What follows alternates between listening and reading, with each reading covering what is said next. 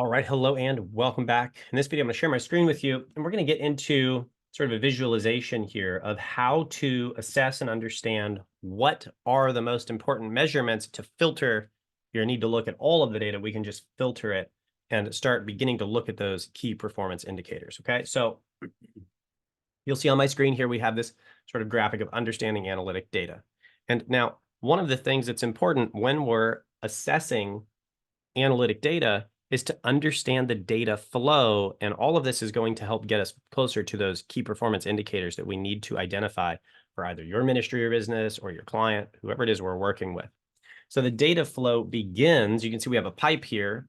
And you know what I never really thought of, I should probably have a input here because we obviously have this water going into our pipe from somewhere, but we have water coming in here, and then we have it coming out here. And this is the result we want. We want it to come out the other side.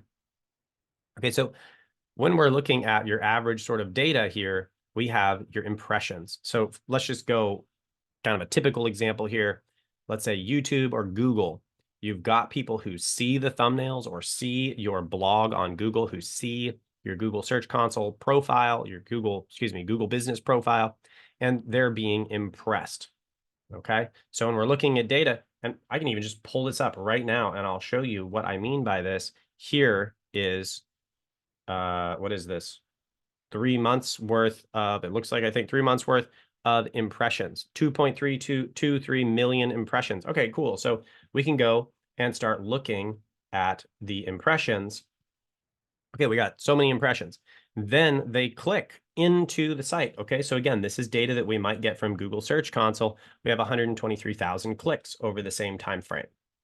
So we have 123,000 clicks. So we got this many impressions, this many clicks into the property, the digital property. And then we have conversions. Well, a conversion, again, just a little terminology here, is going from a passive viewer, just someone looking at things, to an active participant.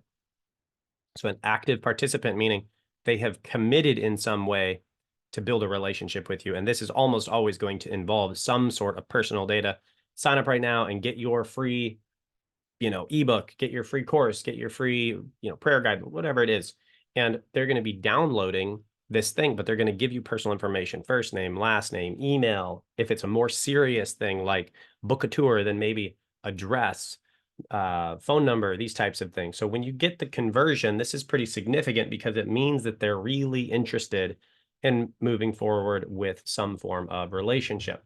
Furthermore, the last one is total closes.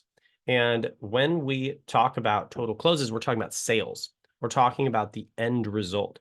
What is it that you want your audience to do? This is what our major action. This is the purchase. It's the donation.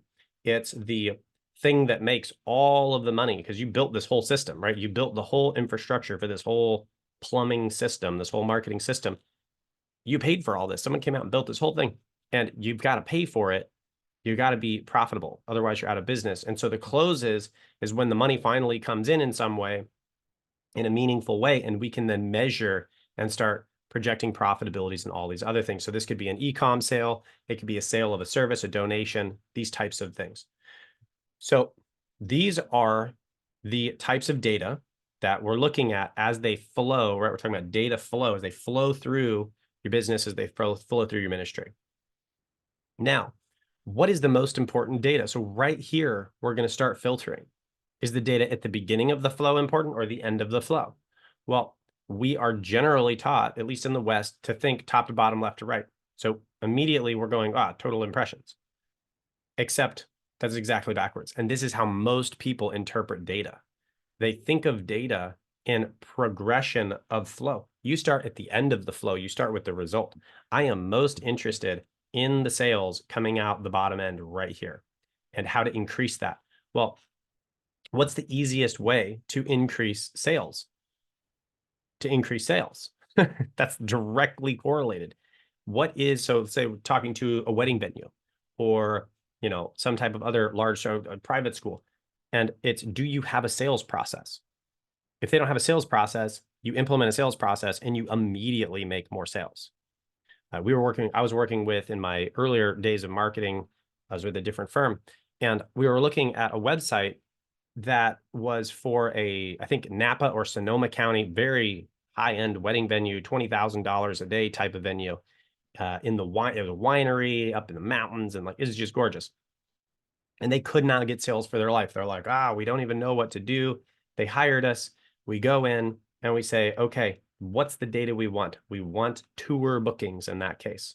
That's because when you get them to a tour booking, you got like a 60-40 shot, 60% chance they're going to come on as a client, and they're going to pay $20,000 a day.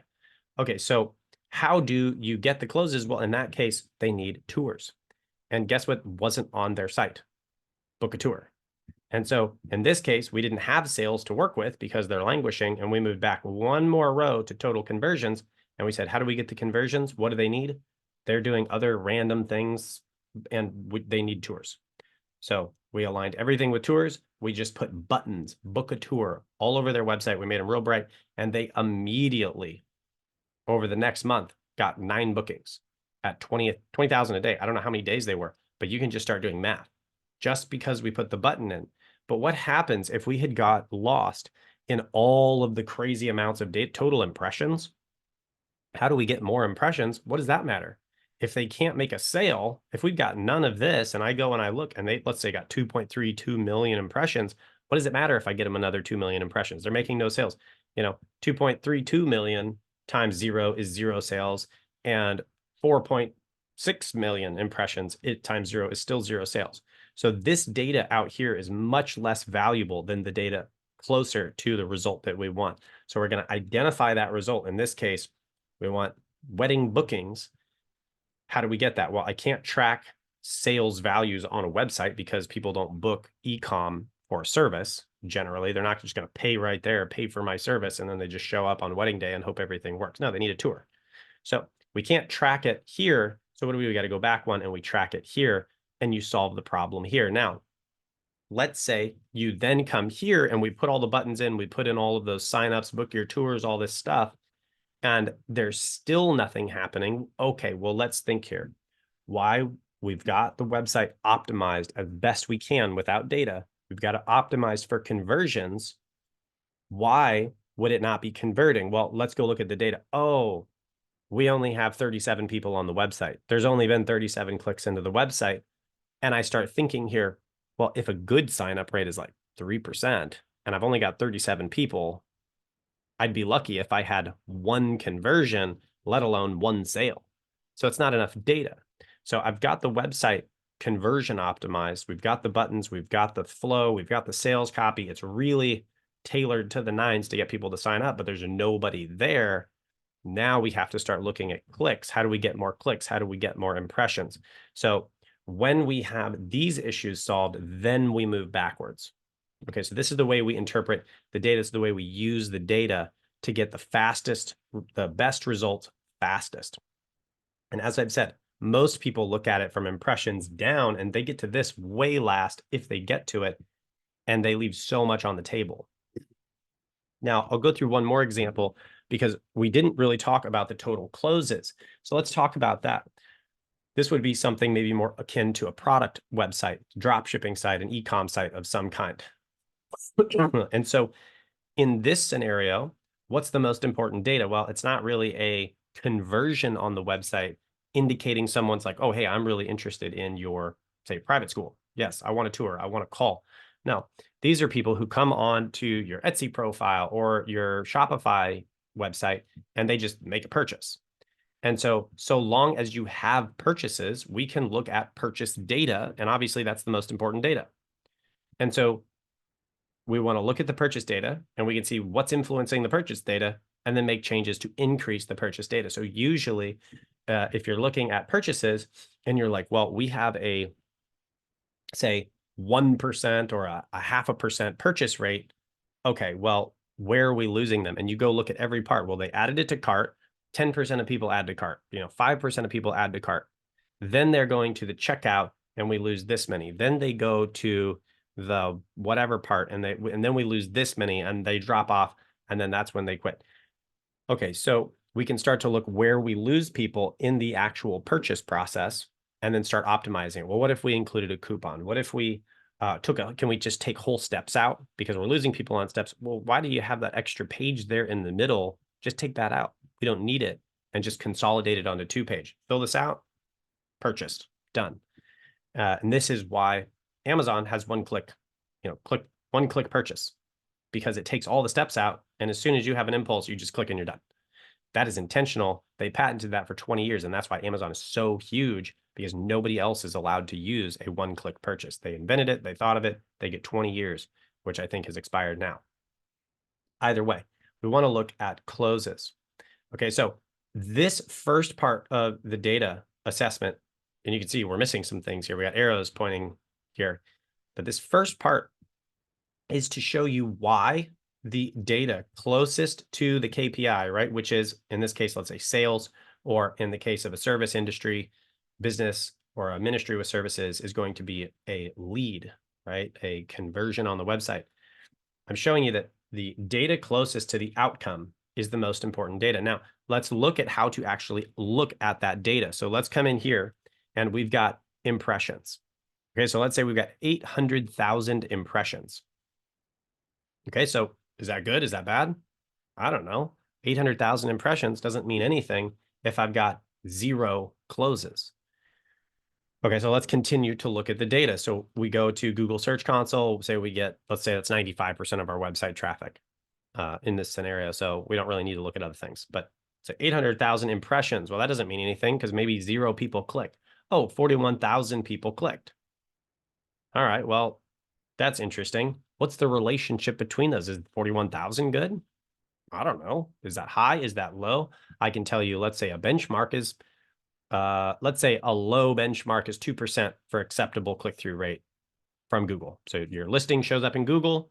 You want 2 people on average out of every 100 to be, acceptable. 3% would be good. This is generally averages. 5% would be really good. 10% on average would just be awesome. And anything over that is what marketers would call a unicorn. It's just like, it's fairy tale creature. You don't really hit on average over 10% click-through rate from Google. You'd be ranking 1 for everything, or 2.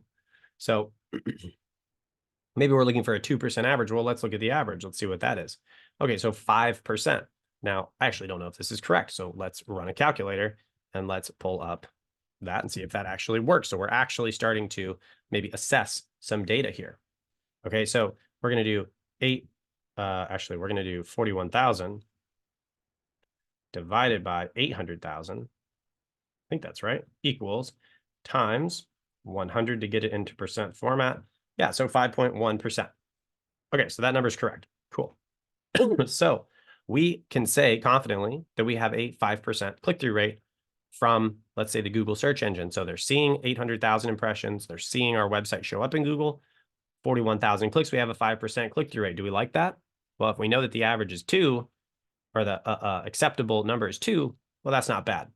All right. Now, coming over here, that's still not really that important because we haven't seen the more accurate data.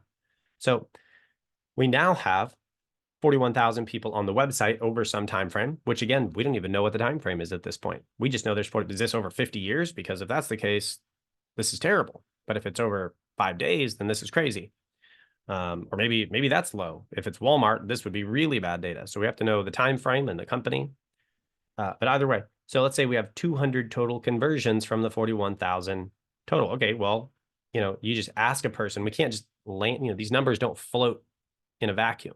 And so you'd say, oh, I got 200 conversions on my website last month. Someone would be like, wow, whoa, 200? And it's like, yeah, they signed up and I never heard back from them. And also I have 10 million people on my website.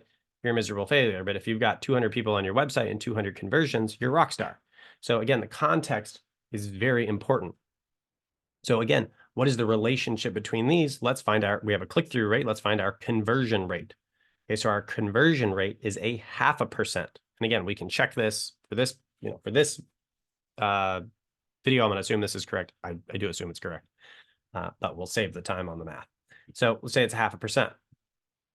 Okay, well, again, with conversion rates, generally 2% would be acceptable. 3% is going to be good. 5% is great. 10% is awesome.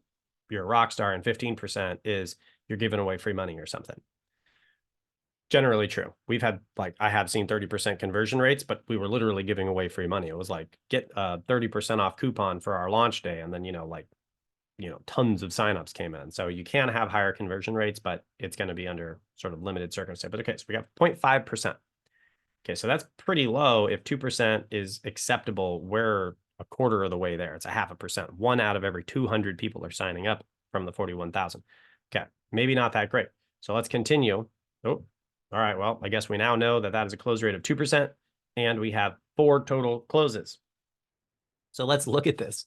We go from 800,000 total impressions over on Google. We get 41,000 clicks and 4 total sales. Well, is that good? Well, our close rate's 2%. What is it? Okay, so the first thing is, what industry are we talking about? Because a 2% close rate could be really high, it could be really low. Who knows? And so we have a 2% close rate. Well, let's just say this is a wedding venue. A 2% close rate would be shockingly terrible. Your close rate should be 40, 50, 60%. Because why? The bride shows up on the tour and she falls in love with the equestrian estate, whatever. This is fairy tale. This is where I want my wedding. You should be able to close that down if you're a good salesperson at somewhere around 40 to 60%. Okay, so 2% is abysmal.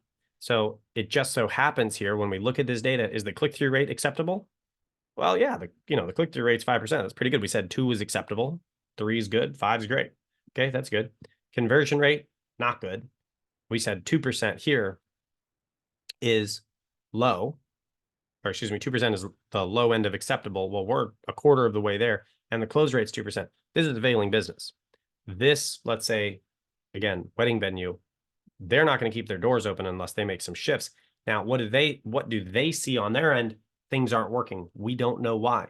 What do you see as a data analyst? You've gone in, you've looked, you're bringing all this data, you're looking at it, you know the industry norms, and you say, okay, sales is the output. So where are we going to start? Is there a problem here? Big problem. We don't have a salesperson on there. I don't know. We got Aunt Jemima talking about pancakes when they should be doing a tour. Or maybe they don't even have tours. Maybe the conversion rate is so low because they're not offering tours. Of course, the bride needs a tour. So they're not offering tours. So we've got low conversions. And then we have low sales rates because when do they close? At the end of the tour. That's how this business works. And so when we're talking about understanding this data, we have to also understand the buyer journey. Well, how does it work for a wedding venue? You download the brochure. So that might be the first, and there can be more steps in here, by the way. This is a simplified version, but let's say the first conversion is download a brochure. And then on the main areas of the website, it says call today. In the brochure, it says, oh, you love this, call today. And then maybe the primary call to action all over the website is schedule a tour, book a tour. And so when they download the brochure pushes calls and tours. And it's got both of those in the brochure. So they can click it, boom, pops open the calendar. They can book a tour or click to call, and then they can call. And what happens when they call? So they download the brochure, they end up calling. The nice lady on the phone is like, oh, sweetie, congratulations. You should come. I want to show you every place. I'll show you the gazebo. It's beautiful. And then, of course, she's like, oh, okay. And then what's grandma do on the phone? She books the tour. And so we go through this data flow again. We go from the digital download of the brochure to the call, and the call promotes the tour, and the tour, we get the close. Okay, so you can see there's multiple layers of this. Well, if you have that buyer journey inaccurate, and let's say we're promoting an ebook on a wedding venue, what are we doing? Of course, we're going to have low conversion rates and closes. So again, we're looking for the story within the data here to tell us what's wrong. But minimally, we see 4 closes is way too low. Our close rate is 2%. Okay, we need a sale. So we're going to start consulting here with the organization, because we can do all the marketing is here. Okay, and this right here, this is the sales. So I can do all the best marketing in the world. If they don't pick up their game on the close, they're still going out of business. I can't do everything here, and neither can you. So what do? We come in, we do consulting with them on the sales. We bring in our sales trainer. We say, here's how we're going to put in your sales process. Okay, you need to have tours. You need to do this on the tour. You need to paint the picture. You need to set them down at the end and give them a hard call to action and say, did you love it? Yes, great, let's book. Okay, so the first thing we're going to do is we're going to focus in on the close rate. And so we want to get that. I mean, can you imagine the increase in profitability if you can go from a 2% to a 40% is the low end of acceptable for these types of venues. 2% to 40%, they're going to think you're some kind of a miracle worker. But again, we just isolated what works with other ones. We looked at their data and we're just targeting in on the metric. Okay, so what's the metric? Sales. How do we get more sales? And we're solving that problem. Okay, so the first thing we've done is we've identified 2% is low. It's the closest problem to the result, and we're focusing in on that. Now, if this wasn't a problem, we would have moved up. Okay, now the next thing, so let's say we get this to 40. Say we get this to 40%. Oh, 40%. What happens to our sales rate? We had 2%. Now we're at 40. What's 40% of 200? Oh, that's a totally different business. That's crazy town. Okay, so what is that? 40 is 80. Okay, so now we have not 4 sales, we have 80 sales. Just doing the sales training with them has blown their business up. Now, obviously, 2% is really low. You're probably not in business if you have a 2% sales rate, but let's just say you do. All right, so you can see that increase there. But if it was like a 20% sales rate and you doubled it, you went from 40 sales to 80, you doubled their business just because you trained them how to do a sales process they've never heard of. So there we've solved a huge problem. Now, what's the next thing we focus on? We're going backwards, and you'll notice here conversion rate. Well, what's it? 0.5%? That is not good. So now again, we're looking for that story. We told them you need tours. Oh, we don't offer tours. I've actually had this happen with clients where they didn't offer tours, and you tell them to offer tours and they immediately start selling more. But then how do you get people on the tours? Well, it's the conversion. There's a story here. There's a journey that the buyer isn't being brought on. And so what do we need to do? We need to go back to the conversion here, and we need to assess the conversion. What's on the website? Well, I don't know, some 200-page ebook about how beautiful Napa Valley is in the springtime. They don't care about that. They already know that. That's why they're looking at your venue. So what do you do instead? You say, download the brochure, call today, book a tour, and you run people through that process in that order, and your conversion rate is going to go to, say, 3%. So we went from 0.5 to 3%.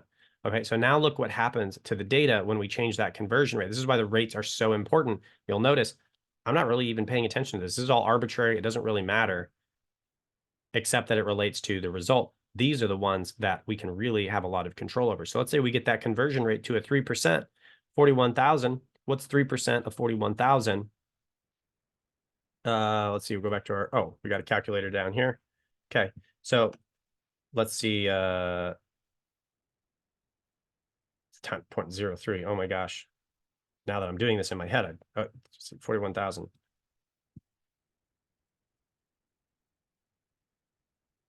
Times, I think it's 3% equals, yeah, there you go, 1,230. Okay, well, what happens when we have 1,230 total conversions at a 40% close rate? So let's now update that. So 1,230 times times 40%, yep, times 0.4 equals 492 conversions. So we go from 80 to 492. So you can see how these small 492, I think, to these, and now it's like they can't even take that many leads. They can't even take that many sales. So what are they doing? They're starting multiple locations. They're going around and buying all of the other venues. That's actually what happened with one of the clients we worked with in Napa and Sonoma County. They were expanding locations because they had so many leads coming in, and they were qualified leads. Now, not to like these numbers. These aren't the numbers, obviously, for that. This would be crazy.